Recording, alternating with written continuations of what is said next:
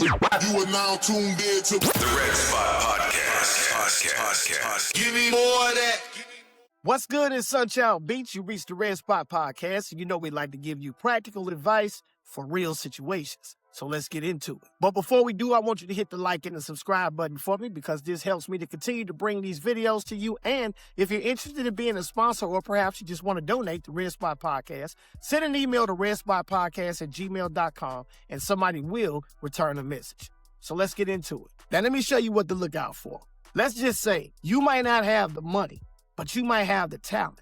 And there might be somebody else who got a gang of money. And you know that if the two combined, then no telling what it could be. It could be explosive. It could be worldwide if the two combine. But instead, the one individual always wants to get all the information they can from you, but then they don't want to fuck with you with what it is you doing. And then as soon as they need you, then they contact you. Then they want to come around. Then they want to be in the mix. But when you going through it, when you suffering, they know where to be found. And you sitting up wondering, I thought we was cool. I thought we was peoples. I thought this was the homie. I thought this was my mans and them. That's what you thought. But what you got to understand that in our community, we are not taught to be this way. We are taught to shit on the next individual so that we feel like we're successful. You got so many artists out here that do that. They forget that they came from humble beginnings. They forget that you knew them when they didn't have shit. And then once they get a little bit, they start acting like you beneath them. They start acting like everybody beneath them. And then they always have a bunch of lackeys around. Of course, they always have a bunch of people around them that want to kiss that ass, that want a brown nose. And the reason why these people do that is obvious because they want to be in proximity to money. It's just that simple. They want to be in proximity to whatever it is that they think that you have. And the truth of the matter is, you know deep down inside that your situation really ain't like that. You might have the money, but deep down inside, you don't have the understanding. Deep down inside, it's just not you. That's just not something that you are good at. However, you might have an individual that might be good at the talent part and might not have the money. They might not be able to do the business as well as the other individual. And if that individual just says, you know what, I don't want no help from this other individual, my talents is going to get me there. Good luck with that. Because if you don't have business, you're not going to get anywhere. So if that's not put together correct, if that's not done a certain way, you're not going to make it. And if you do, it's by chance. And how long will that last? So instead of people being, selfish, people doing little slick shit under the table, people moving funny and acting a certain type of way, not understanding that you can read a person, not understanding that the average individual can see through the bullshit. Now, there are some people that can fake it till they make it, and they can do it really, really, really well. But then they always show a flaw. And once a person show a flaw, you know that that person is flawed. And I understand people make mistakes, and I understand people make bad moves, and people make bad plays sometimes. I get it. We've all done it. Sometimes it just happens. But at the end of the day, if you know that what you just did could be detrimental to the team, then maybe you need to stay out the way and let the person who's good at that do what it is that they do. So here's the issue. The issue is because everybody wants to be that person, because everybody wants to be known, everybody wants to fame, because everybody wants to be what they see artists on YouTube and what they see actors doing, and they see the money, they see the cars, they see the jewelry, all of this shit, the fame. Everybody wants that. But some people don't really care for that. Some people are in it just because they want to help society. Some people want to help their people. Some people want to come in as a collective and build up the community. That's what some people want to do. And some people use their talents to do just that. And you never see them in the limelight. You never see them in the spotlight. They never place themselves in positions where somebody got to watch what accomplishments they have. Somebody got to, you ever seen a person that every single time they get something new, they got to make sure you see it one way or the other.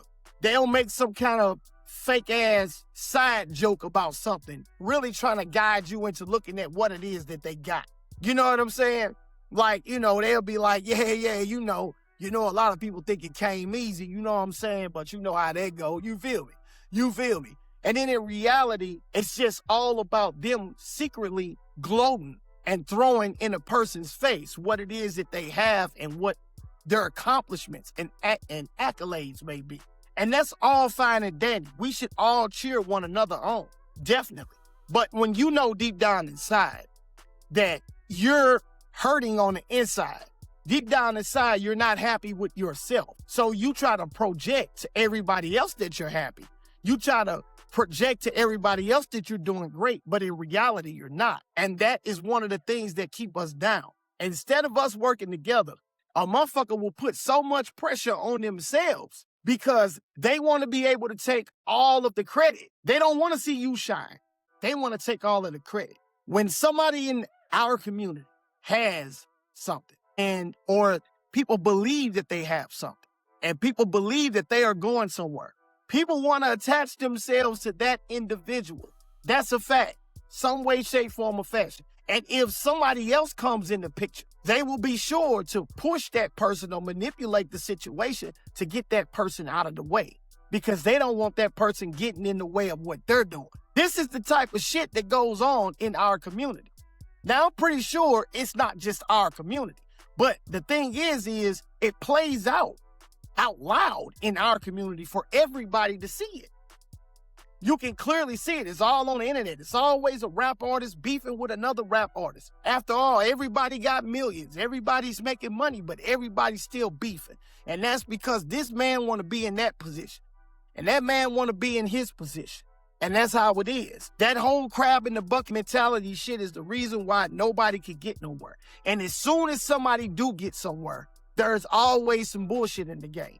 Like I was watching, what was that? I was watching Nipsey Hussle's brother. Shout out to Black Sam. Shout out to Black Sam. And I was watching him when he opened up the other Marathon Burger in Long Beach. And when the situation sparked off, of course, I was looking at that. And Black Sam tried to keep everything together by properly trying to escort these individuals off of the property because he saw that there was about to be an issue. And he didn't want to put himself in the mix of that. And I understand because it's about business. It's about family. It's about community.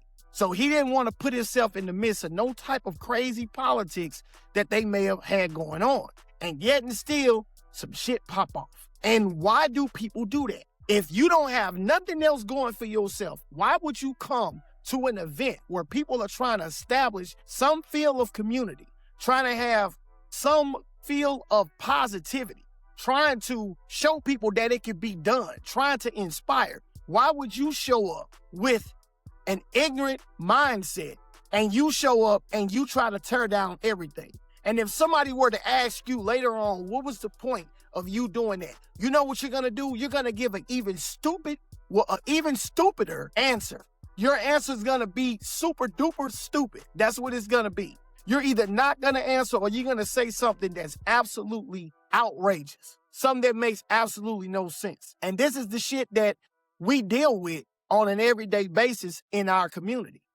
I remember one time when there was a friend of mine, shout out to Kevin Chambers, may he rest in peace. But I remember at one point, at first I used to think dude was the coolest cat on the planet.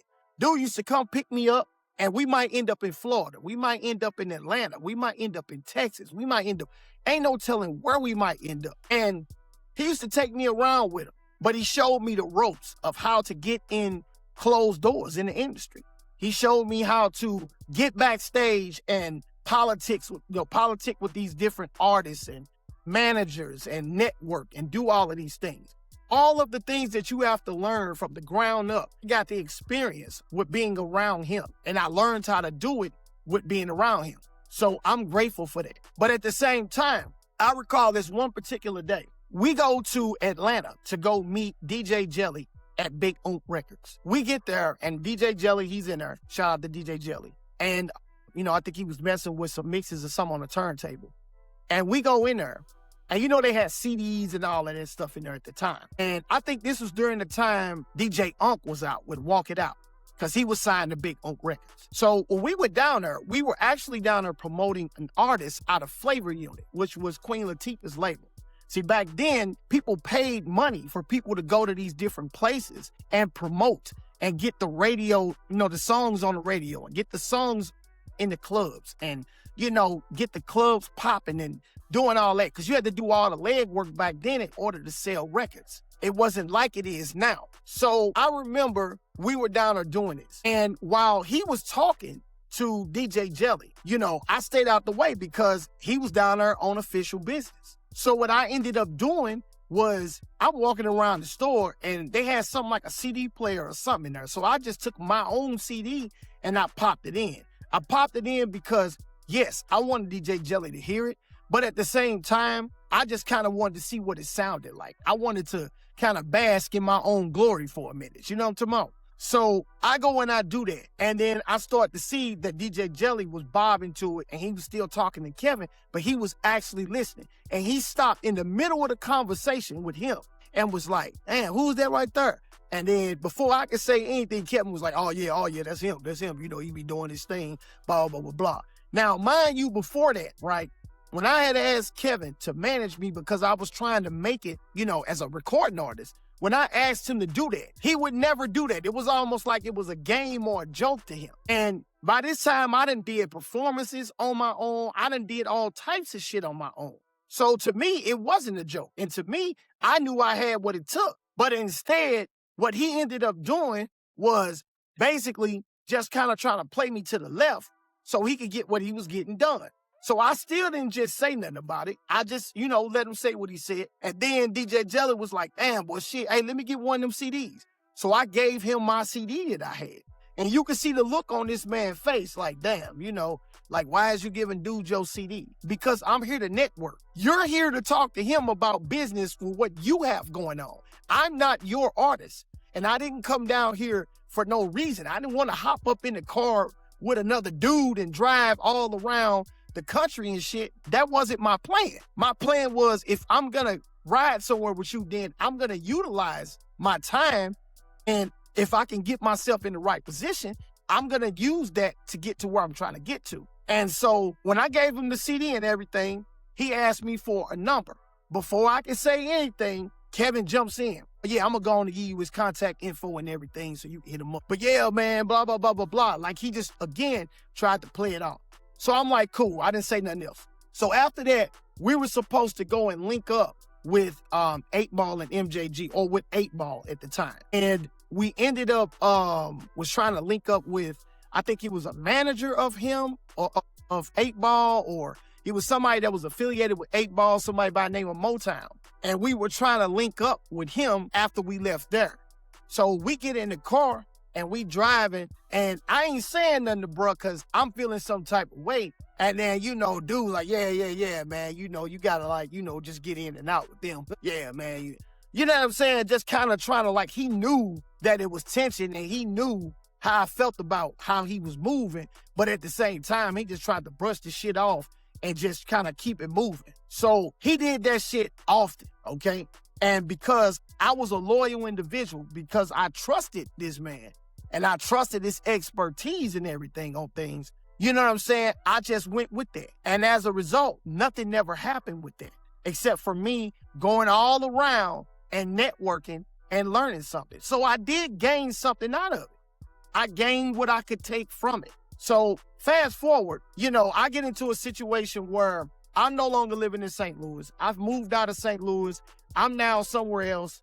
I've moved to, I've been in New York. I've, been there for a second. I've been here. I've been there. Different places, right? So when we finally decide that we're going to put together a media company, basically, we put together a company by the name of Soul Lessons. And anybody who knows Soul Lessons knows how we got down, okay? In case you didn't know, and I'm not doing no name dropping because I know how people get to talking. Man, you just trying to, hey, look at here. I normally don't do this, but, we've worked with people like OG Boo Dirty. We've worked with people like I Heart Memphis, okay? You can go online and you can find all of these pictures that we took, I even tried to work with I Heart Memphis on some beats, but of course there was politics involved in that. So we worked with a lot of different artists that were out of Memphis and a lot of different artists that are still out doing their thing now. And some have gone on to have great careers. And some are still rising and up and coming and are still doing great, okay? And some people just decided they didn't want to do that anymore. No foul.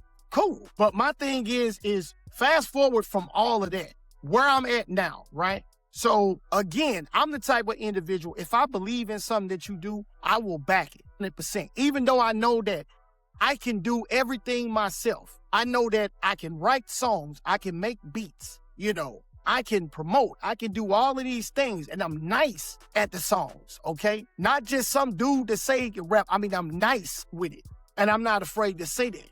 But my thing is, at the end of the day, you can't get anywhere by yourself. It's not like, it's not made and designed for us to just do everything by ourselves. Some things you may want to take a helping hand on. Some things you may need a helping hand on. There may be a resource that another individual has that you don't have.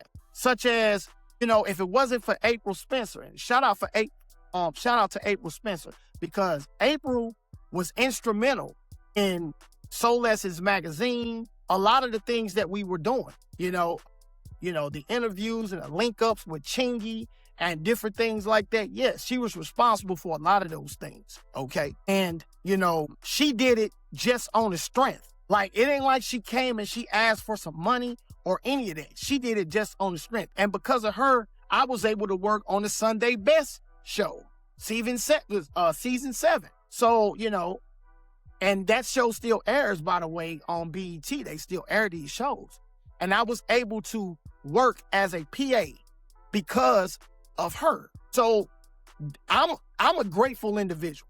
So I'm not afraid to let everybody know that I didn't get to certain places or do certain things all on my own. There was help in, certain situations. And I'm glad and proud of that because I learned from those individuals as well. So I tried to extend that same hand to other people. And when they had their thing going and they wanted somebody to quote unquote manage for them, okay, people could call me up, Sunchild, hey, blah, blah, blah, blah, blah. And you know what Sunchild will do? I'll think about it for a sec. And then I say, all right, let's do it. Now, I may admit, I'm no manager. I'm really not, okay? But I may know how to get you some shows. I may know how to get you, a situation here or there. I may know how to do that, but I would never call myself a manager. I'm just not that. However, if I say we gonna rock and roll together, then you agree to it. And then I'm thinking everything all good. And then I go out, I try to get radio stations intact, all different types of things. And then you turn around and you stab me in my back.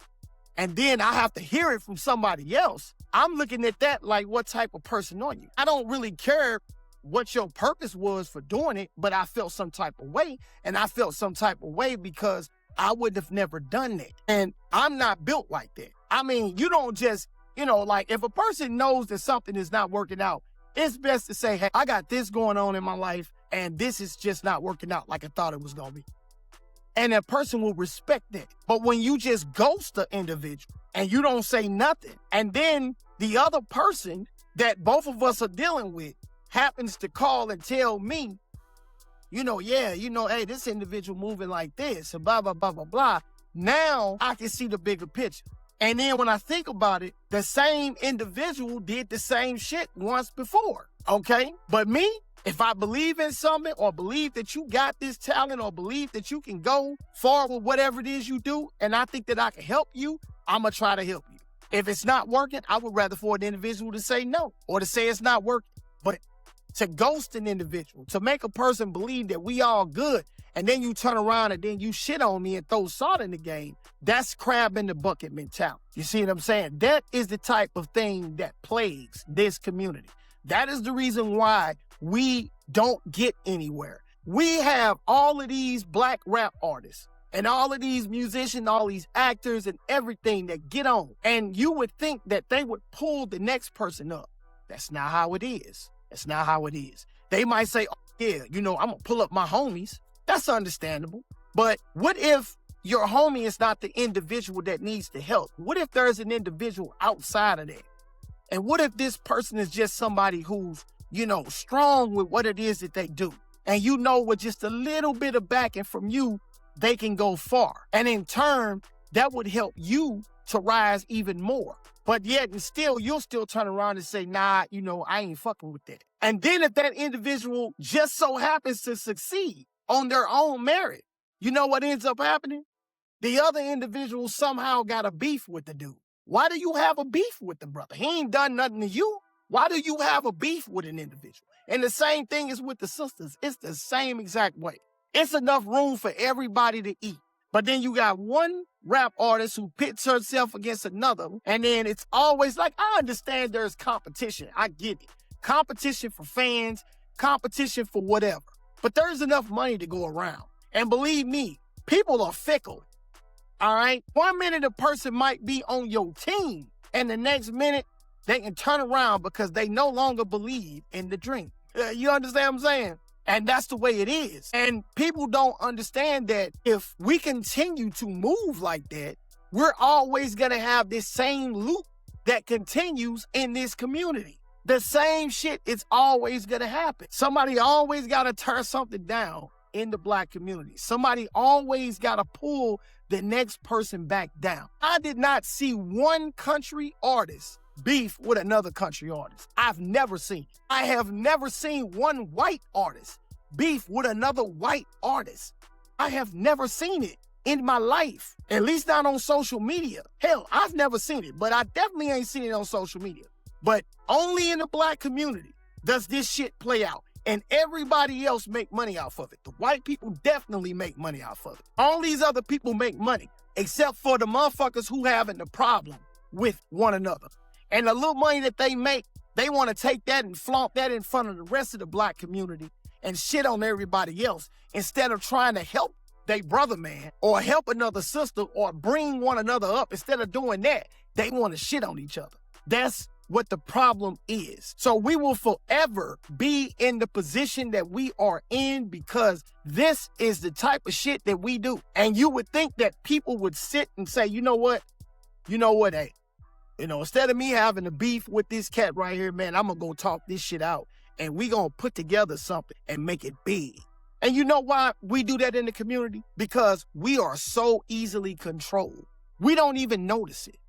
Even when we're saying, hey, we ain't gonna let the white man control us. I ain't gonna never let the white man control me. But yet you get into a beef on social media and the white man is getting paid and they are eating good off of the beef that you are putting on social media. Meanwhile, you are literally, physically fighting for your life. This individual see you somewhere, y'all shooting at each other.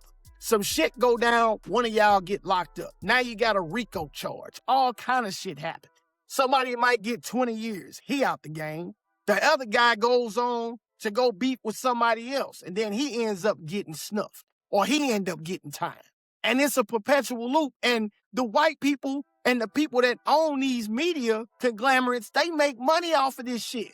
They are eating well, and they are shaking hands and patting each other on the back with the good job that they did. And the good job they did was tell the people in the black community, keep that shit up. Keep that shit up for me, please. Keep making us money.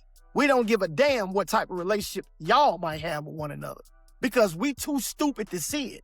We talk about, we need to make our own social media platform. There are black social media platforms, but hardly nobody gets on it because as soon as those platforms say, hey, we're trying to get donations to try to build this platform, black people, they don't want to hear that.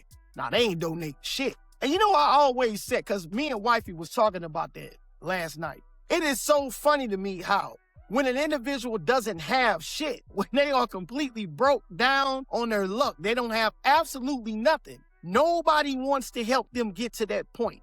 But as soon as they gain something, everybody and their mama do not mind supporting that individual.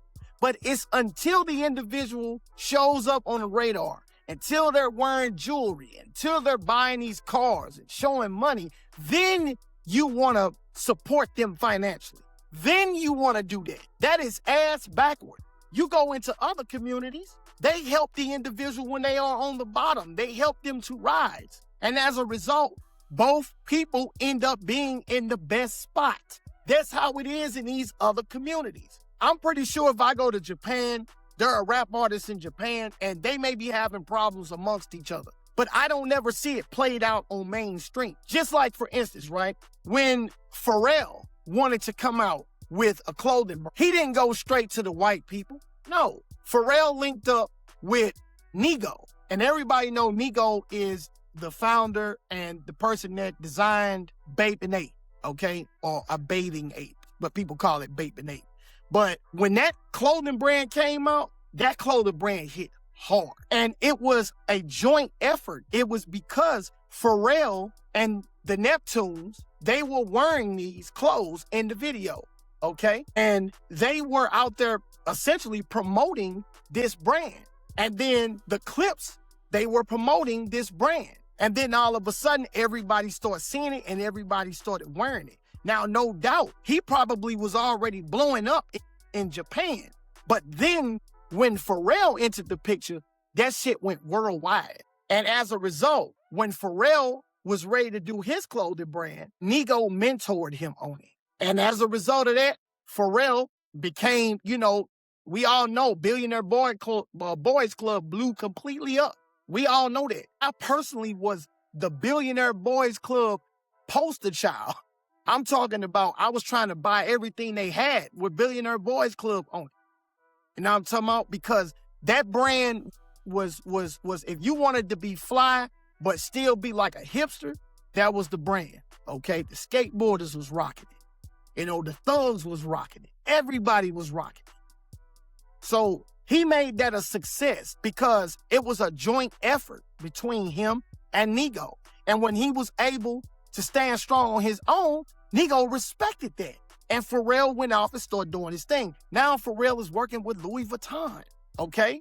The man has done things with Gucci, Louis Vuitton. I mean, the list goes on. So that just goes to show you, he went outside of the community to link up with somebody. And that individual showed him more love than people probably would have showed him in his own community. And I'm only talking about this because I think that this is needed. I think these types of conversations should be had because I'm tired of going on YouTube. Every time I go on YouTube, the very first thing I see is what rapper got beef with another rapper.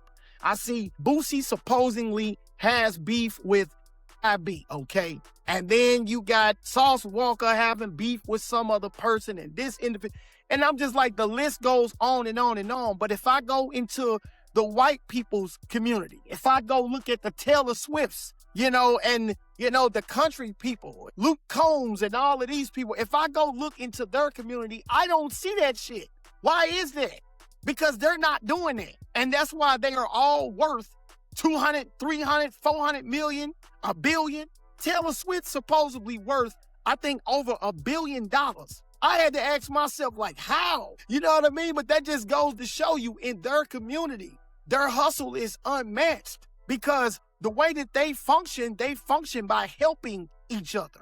We function by tearing each other down, trying to be the person on the top. And that mentality goes all the way back to slavery, obviously, because you always had the house Negro pitted against the Negro in the field. And the Negro in the field felt some type of way about the house Negro because the house Negro was given more privilege than the Negro on the field. He was treated slightly different. But to the person on the field, they felt like, hey, that's the position I just want to get to.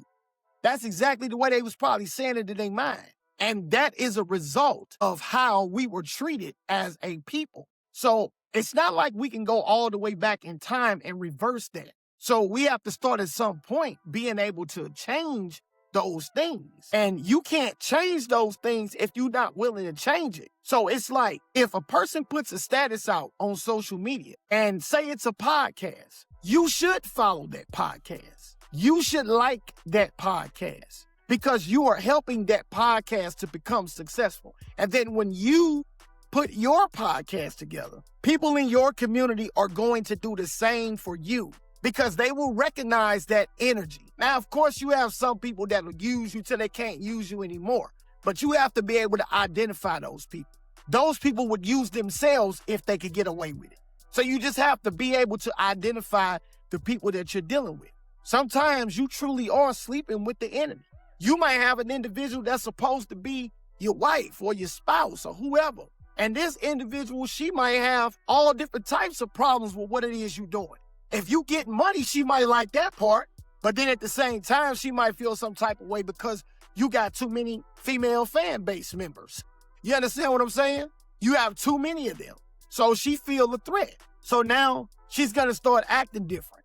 And then as a result, make you feel like you should be ashamed or make you feel like you doing something wrong by trying to be successful. And as a result of that, things start falling apart. So you have to understand that our community's always been that way, especially after slavery. And now it's even worse. Even though we are starting to wake up, even though people are starting to understand what's really going on around them, what the reality of things really are, how society really feels about us, how we are portrayed in the media, all of that. When people are starting to wake up to that, you would think that they would start to practice changing those things. But nah, they not practicing none of that. What they doing is they trying to keep the status quo straight up. And it's always business as usual. I'm trying to get up here. And if I got to step on you to get there, that's exactly what I'm going to do. And that is the reason why we don't make it. So what would I do in a situation like this? In a situation like this, because it's kind of complicated. Okay, first off, when you are doing anything, you're going to want support.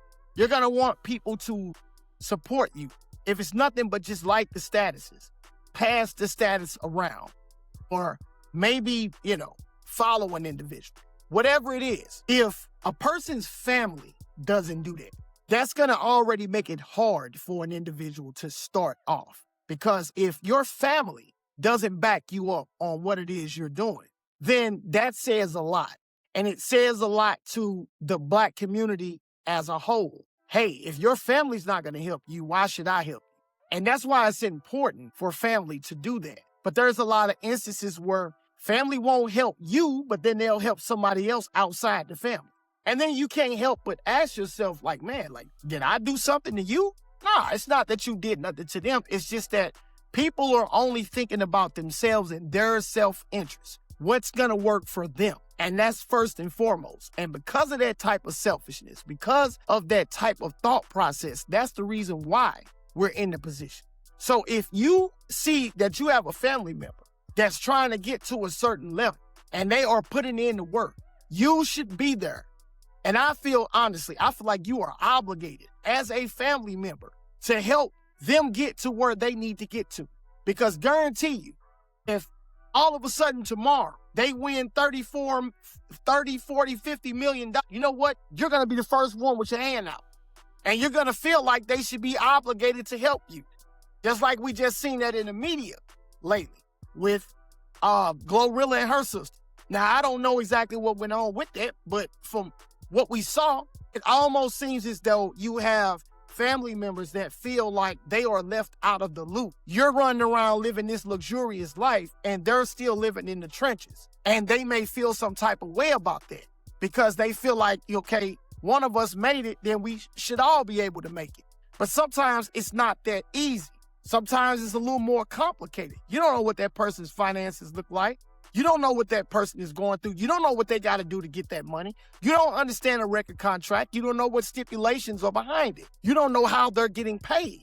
You don't know what the circumstances are. You're just on the outside looking in, and you believe somebody has something that you want for self. So you feel some type of way. Now, I do understand that if a person has the money and they see you trying to at least, start up a business to help your family, to do what you can do to build an empire, to build something, and they know that they can help and they still just don't because they selfish themselves, I can understand it. But a lot of the times it's not that, but sometimes it is. And I also believe that the only way to combat circumstances like that is to have a conversation with a person. Tell a person, what your expectations are from them. And then they'll speak to you and say what it is that they can and can't do for you. And a lot of the times people will go and say, hey, we got the same 24 hours. That is true. However, we may not get the same opportunities. The same lucky situations might not land in our lap as they landed in the next person's lap. For instance, you might have one individual that comes into a large sum of money because for whatever reason, they could have got a settlement from an accident, anything. You know, they could have stumbled up on a lottery ticket, anything. And right then and there, that already creates a weird dynamic because now you're sitting and as if you were already feeling bad about your circumstances. And now this individual is so far ahead to the point where they don't even turn around to look back and even say, hey, you know, what's your situation like? How can I help you with your situation? No, they basking in what it is that they have at the moment. They are living.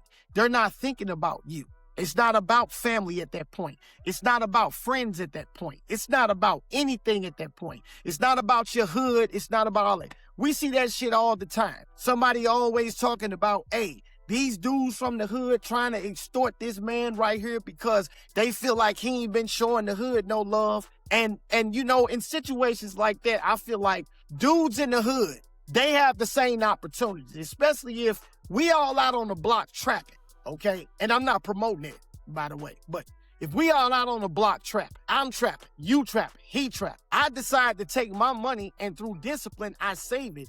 And then I put myself in a better position. And then now you're upset because I've done that. That's your fault. That's not my fault. But let's just say that if I know that you had my back and I know that you're just not, you know, in the position that I'm in, and I know that you could benefit from something that I may have, then I'm going to take responsibility to look back and see what I can do for you. Because I remember you were there during the struggle. I remember that you were there on those nights when we had to run from the, you know, from 12 and we had to do all these things. I recall all of that. And so I'm going to respectfully ask my mans, is you good?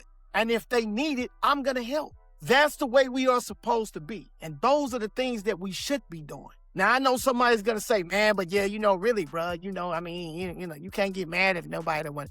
Usually the people that say that are usually the motherfuckers who would do that type of shit. Same type of people that I'm talking about right now. They always want to make it seem like, you know, something that you said didn't make sense because they don't have to do, nobody got to do this. That's true. Nobody has to do it. But then what happens if everything works out good for you, right? And then all of a sudden, you rise and everything's going good and then bam, one thing happened and your shit is all fucked up. You lose everything. That same motherfucker that you shit on, the same person that you left back in the backdrop, on the way back down, they now coming up. You are going to, that is going to burn you up because you are going to be pissed off. Why? Because you are going to be upset because the same shit that you did to this individual, you know, and almost know for sure that they're going to do it to you. And then now they're going to rise. And when they get to the point to where they want to be at, and then now that they got the bag, you know what you're going to do? Instead of you being man enough to say, hey, you know what? I was wrong in how I treated you, and I'm fucked up out here. And if you find it, you know, within the goodness of your heart, you can help me out, I would appreciate it.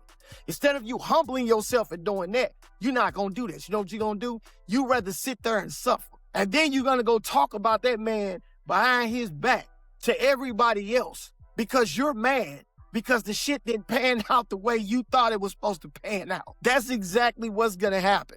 That's why you don't burn bridges. I may be mad as hell at an individual. I may not want to deal with a person, but I don't burn those bridges because I never know when I'm going to have to recross them shits. I never know. See, and people should start thinking like that. So the takeaway is this. I think if we remember, don't burn bridges with your people because you may have to cross those bridges again. 2, if you see a brother out here trying to do their thing and you know you in the position to be able to maybe lend a helping hand or something that may encourage them, anything, you know that you're in that position, do that. Don't debate on it. Do that. Because you are helping to build up the community, the people around you, the people that look like you, that go through the same struggle that you went through, those people. Then if you look at the other communities of people, I'm going to say it again. Look at how they live in their communities. You don't see this shit on social media. And that's because if you've ever been around them, everybody has problems. But these people truly help one another in their communities. And that is the reason why they all live comfortably, okay? You look at any community, if you look at the people that live in Mexico, it's the same way. They might have one house in the suburbs, a big, huge, beautiful house with beautiful landscaping and everything else. But they might have 17 people living in it, motherfucker. You know what I'm saying? And the reason why is because they are all contributing. And because they've all contributed, everybody is eating. Everybody is doing great. They all have a roof over their head. They live in a beautiful home, and yet they are all able to open up separate businesses because they are able to save money and still able to live great because they believe in family. Try that in the Black community. We can try it. Do we try it? Probably not. Have some people tried it? Maybe. But in our community, all I see is division.